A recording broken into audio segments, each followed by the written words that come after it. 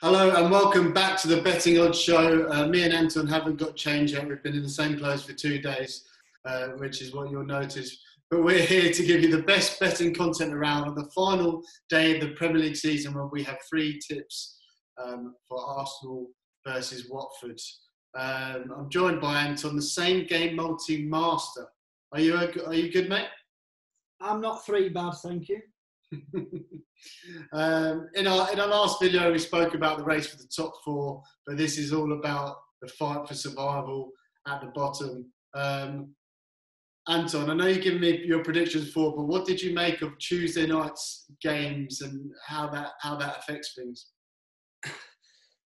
I think it's very typical Premier League that you can have Arsenal go and beat the champions Liverpool and then Manchester City in a matter of days and then go and get beat off Aston Villa. And it's, in a way, what makes it one of the best leagues in the world. But it's this time of the season, isn't it? And there's been a few results like that of where West Ham beating Chelsea at home, Arsenal losing at Aston Villa, and as a Watford fan yourself, it must have been pretty displeasant viewing. But I thought Villa gave a really good account of themselves that night. They showed fight and they showed heart, something I've not seen through them from them throughout the season, really. Yeah, you can't argue that. I think that's one thing that Bournemouth and Aston Villa, they've shown a lot more fight, a lot more quality than we have.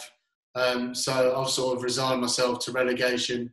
No, it's coming now, but I think they deserve it on how they played when it comes to it, really, showing up. So fair play to them. Aston Villa now have given a 73% chance of staying up at 4-11. Watford were 13-5 to stay up now. That's a 28% chance of staying up. Where Bournemouth are 14-1 to stay up. That's just a 7% chance. There was a massive swing, Anton, a couple of weeks ago when Watford beat Newcastle. Watford were 13-1 to be relegated after that game. With Villa 1-33 to go down and Bournemouth 1-80. So there was that massive period after Watford won those back-to-back games. And if you remember, on the Sunday afterwards, Bournemouth beat Leicester 4-1. And that sort of brought the odds back. But I'm gutted I didn't get on at that price for Watford to go down 13-1, because that's a huge, huge win. Obviously, Wednesday we had the madness of the Championship. Can you see another madness happening and another sort of twist on Sunday for the relegation? I think if it's half as good as what Wednesday night with the Championship, where we're in for an absolute treat, but it's not going to be like that. There aren't half as many permutations as there were in the Championship. But one thing that really intrigues me with the race for the top 4, and that is Wolves and how they're a much better second half team. I know a couple of weeks ago there was a stat that if the games had finished at half time, Wolves would be bottom this season. So a lot of people betting for draw half time, Wolves at full time throughout the season, things like that. And with them doing so well in the second half, I'm hoping that can create a nice bit of something at Chelsea. Because remember, Wolves need something here to finish in the top 6 and confirm Europa League. They've also got Spurs breathing down the neck, a point behind, who needs to finish 6. Otherwise, they're going to rely on Chelsea winning the FA Cup to qualify for the Europa League. Yeah, I think there is going to be one last twist. I just hope it goes in our favour. But You've got to remember as well, Wolves have had a good couple of extra days prep than Chelsea, who had a tough trip to Liverpool midweek there. Lampard was a bit pissed off as well during that game. And I know Chelsea are a much better side on paper, but I just think Wolves and Nuno have got a big result in them. They do. Anton's back in Wolves to get the twist the last day. Now that was funny. Go on. I'm actually back in the draw in that one, Charlie, and it's part of a 33-1 accumulator that I've picked out for the day that can also be found on bettingodds.com. Nice one, yeah, definitely head over for that. Okay, let's go into the 3 tips and the betting for Arsenal versus Watford. Arsenal are odds on 10-11, Watford 3-1 to win, which I think's pretty short the way they're playing at the moment. And one thing, Anton, it's been quite tricky for this one, picking, because I'm trying to work out who's going to start for this one. I thought earlier in the week that Arsenal would be playing their second string team, and then Arteta said in yesterday's press conference, I want to play a strong team as I can, a strong side doesn't mean that players who have played less will not participate. For me, it's more about how we approach the game and how we go into the game to win. Is there anything you can make from that? From who do you think he'll start with? Bearing in mind they've got the FA Cup final a week later. Like you say, they've got the FA Cup final. I wouldn't buy into too much what he's saying there about potentially playing his strongest line, which I don't think it'll be like that at all. I think he will be giving a few of the players like Reece Nelson, Bukayo Saka, people we've seen like that 3 previous weeks. Yeah, he'll get hounded if Aubameyang plays and gets injured or something like that. Anyway, let's steam into these 3 tips. And the first one, I know you like your stats, but this is the best stat I've got for this one. Craig Dawson to have a shot on target in this one. No player has had more shots on target since the restart than Watford's centre-half, Craig Dawson. That just shows how dismal they have been. He scored the second most goals, one behind Troy Deeney. He scored an overhead kick at Leicester and a header against Norwich. I think Watford, they're so low on confidence. Their route to goal is going to be long balls, long throws, route one. And he's a big man. I think he's going to be a main target.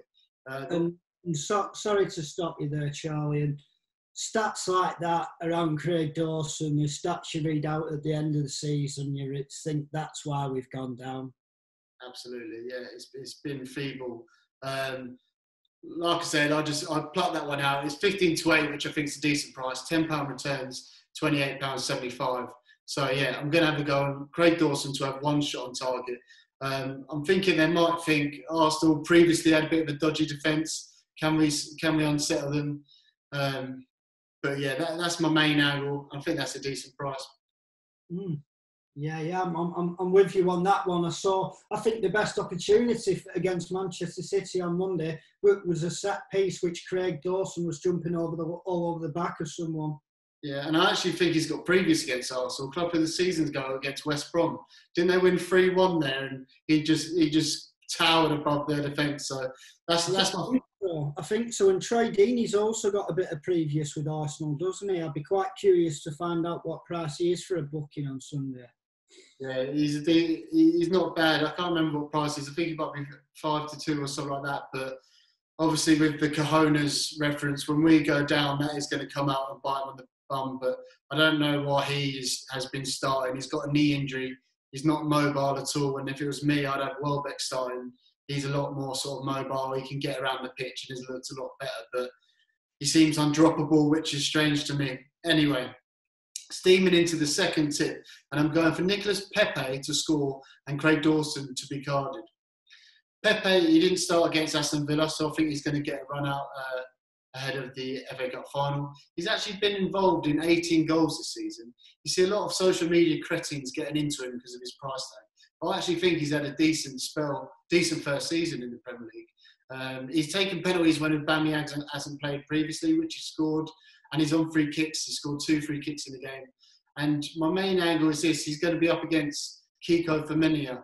I don't know if you saw the West Ham game, but Gary Neville kind of called him out and said he's not a defender, marauding massively forward. And I think Pepe on that right is going to have a lot of joy and a lot of space. And I think he'd be a good bet to score. Doubling that up with Craig Dawson to be booked. And my main angle for this is he struggles with pace. He runs with a parachute on his back most times. And he's actually been booked against Adama Traore and Christian Pulisic this season when he's had to go up against them.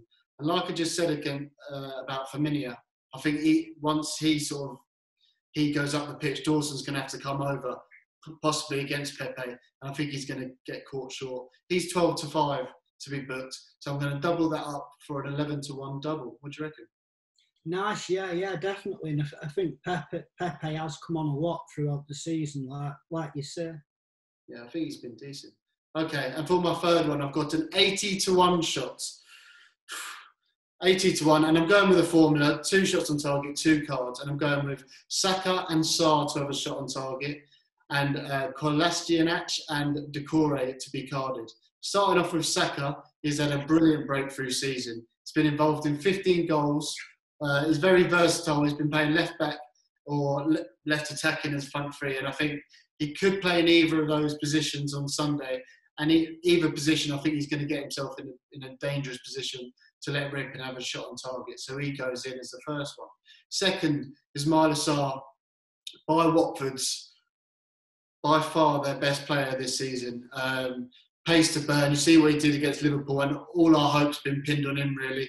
We need a big performance from him to get any joy. But I just think if he's going up against Arsenal, I think he could have a good run at it. He had a shot on target against West Ham recently. I think he's a good price at evens, and I think if Watford are going to get any joy, he's going to have to be involved. So he's going in as part of the second one for the shot on target.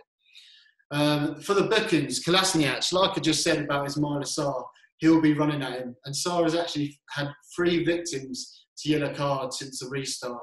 And I think Kolasinac, he got booked in his last game. He's already had 7 yellows. So I think he's got it in him. And I think he's a good shout to be booked for Sunday. Finishing that off with our mate Decore, 9 yellow cards this season, and he's been playing attacking midfield for most of those. So I think it's a decent price, 11-5, and I know we've tipped him up previously. I think his head will go, his temperament.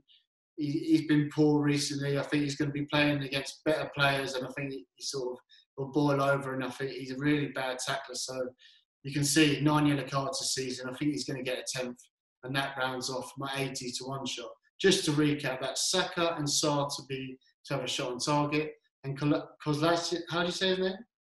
Kolasinac and Decore to be carded. 80-1. What do you reckon about that, big boy?